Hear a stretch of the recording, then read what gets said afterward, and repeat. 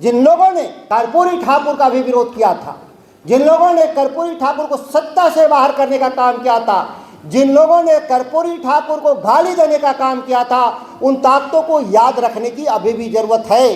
हे राम के हम समर्थक महात्मा गांधी के, जिन लोगों ने गोडसे के नेतृत्व में जो जय श्री राम का नारा लगाने वाले लोग हैं, वो हत्यारे लोग सत्ता में हमारा हमेशा कर्पूरी ठाकुर जिस विरासत को आगे ले गए थे, महात्मा गांधी और लोहिया के जिस विरासत को आगे ले गए थे, उनका भी विरोध लगातार करते रहे।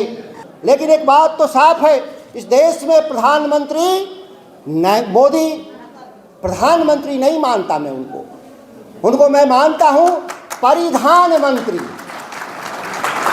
प्रधानमंत्री और परिधान मंत्री में जमीन आसमान का फर्क। उनके दिन में एक दिन में 10 बार कपड़े बदलते हैं। उनके फोटो आप देख लीजिए तो हम लोग को लगता है कि वो परिधान मंत्री हैं देश के। उनके प्रधानमंत्री के रूप में अगर कोई सफलता हो तो मैं भारतीय जनता पार्टी को चुनौती देता हूं, इस मंच से और मीडिया के बंधुओं के माध्यम से, किस देश में वह चुनाव काम के मुद्दे पर करा ले। काम के मुद्दे पर किस तरह से देश में सत्ता चलाई जा रही, हम ज़्यादा उसके उदाहरण नहीं देंगे। हम देश के सेना में सबसे ज़्यादा बहाल कहाँ के लोग होते हैं? इस्लाहाबाद के लोग।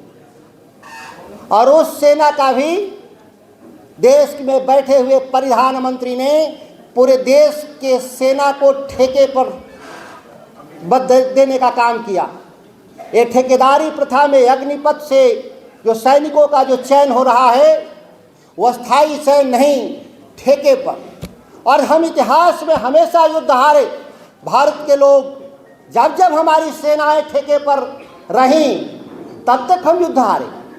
देश की रक्षा के लिए सबसे जरूरी है स्थायी सेना का निर्माण। और जब हम ठेके पर सेना को रखे, हम देश भारत हारा है।